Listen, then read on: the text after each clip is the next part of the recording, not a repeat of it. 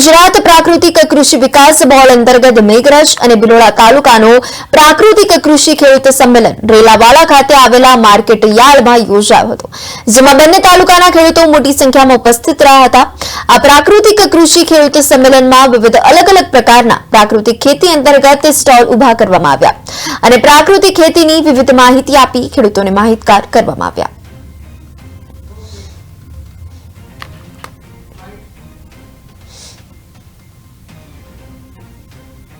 आत्मा प्रोजेक्ट अरवली द्वारा आयोजित प्राकृतिक कृषि खेडूत सम्मेलन कार्यक्रम रेलावाड़ा मुकामे आयोजित करवामां आव्यो हतो।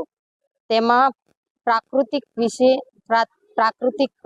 विषे खेडूत मित्रोने समजाववामां आव्या अने प्राकृतिक खेती मां वारंवार माहितगार करवामां आव्या अने दरेक प्रकारनी बीमारीओ अने प्राकृतिक खेती विषे तेमने मार्गदर्शन पूरुं पाडवामां